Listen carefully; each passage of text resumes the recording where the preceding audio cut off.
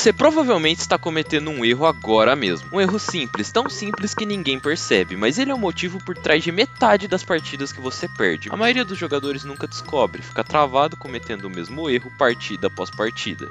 Só que eu vou te mostrar como identificar esse erro e o mais importante, como corrigir ele com uma regra simples que pode transformar seu jogo já na próxima partida, mas só vai funcionar se você enxergar exatamente onde está falhando, e isso eu vou te mostrar até o final desse vídeo. Para começar, eu peguei essa posição do canal de um gringo que vai estar aparecendo aí na tela, e eu peguei ela de exemplo porque ela é perfeita para explicar essa regra que eu vou ensinar no vídeo de hoje. E bom, ele explica de uma forma diferente o porquê que acontecem as coisas, né, nessa posição, e eu vou explicar da minha forma, com a regra mais simples possível e mais bem explicada para que você consiga aplicar já na sua próxima partida. E começa com o lance cavalo G5, porque aqui era a vez das pretas. Depois desse lance, se você parar para pensar, as brancas têm algumas opções, e se você começar a calcular, sem prestar muita atenção no que seu oponente está querendo fazer, você vai pensar nos seus próprios planos. E qual que é o plano das brancas? O plano das brancas aqui é jogar com F4. Por que F4? Porque F4 você ataca esse cavalo, ataca esse peão. Se o cara tomar, você pode tomar, continuando um ataque nesse cavalo. Eventualmente, que esse cavalo sair, você joga com E5, atacando esse outro cavalo.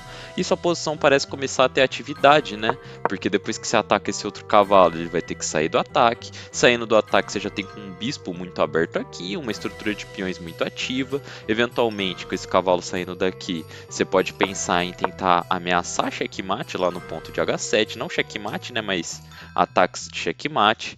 E isso daqui parece interessante para as brancas, mas isso se você prestar atenção somente nas suas próprias ideias. E não é isso que a gente busca no xadrez. Por quê? O que acontece se você fizer esse lance na realidade? Se você fizer esse lance na realidade, seu oponente vai tomar esse peão aqui com a dama e começar um ataque vencedor contra as brancas. Porque até essa posição é uma posição equilibrada. Só que se você faz o lance F4, olhando apenas para seus próprios planos, o seu oponente vai jogar dama por peão e ele vai ficar completamente ganho. Porque aqui tem muitos ataques, seu rei está sobre ataque. Primeiro que as pretas ganharam um peão de graça, então mesmo que não tivesse ataque, no mínimo ela está te dando um cheque, ganhando um peão de graça e depois vai poder fazer o que quiser. Mas aqui também tem muitos ataques. A linha que o computador sugere, por exemplo, é rei E1, cavalo G4 já atacaria essa dama. Se ela sair para qualquer canto, já poderia pensar em ideias de cavalo F3 atacando de novo. O rei não teria muito para onde escapar. Ele não teria casa, só teria aqui. E na sequência, checkmate. E bom, existem diversas linhas nessa posição, mas todas as linhas as pretas têm um ataque vencedor. Tanto que, a partir do lance F4, depois de dama por H3, o computador dá 7,7 de vantagem para as pretas. Então não tem muito o que as brancas fazerem se as pretas atacarem direitinho. E agora, a pergunta que fica é, por que esse erro F4 é muito comum de se acontecer? E a resposta é simples, porque as brancas não prestaram atenção no que o oponente estava ameaçando. E qual que é a regra para evitar isso? Bom, a regra para evitar isso é, toda vez que seu oponente fizer um lance, você tem que se perguntar, o que meu oponente quer com esse lance? E isso aqui pode até parecer besta, mas pode fazer total diferença nas suas partidas e ao longo do vídeo vocês vão entender um pouco melhor, que eu vou analisar até exemplos do ex-campeão mundial perdendo por causa que ele não seguiu essa regra simples. E bom, a partir do momento que as brancas pensam nessa regra de o que meu oponente está planejando com o lance que ele fez, as brancas vão perceber que as pretas estão atacando esse peão duas vezes, e com isso elas vão conseguir criar um plano para evitar isso. E como que as brancas podem evitar isso? Com o lance G4. Bastaria elas terem se questionado, o que as pretas querem fazer nessa posição com esse lance?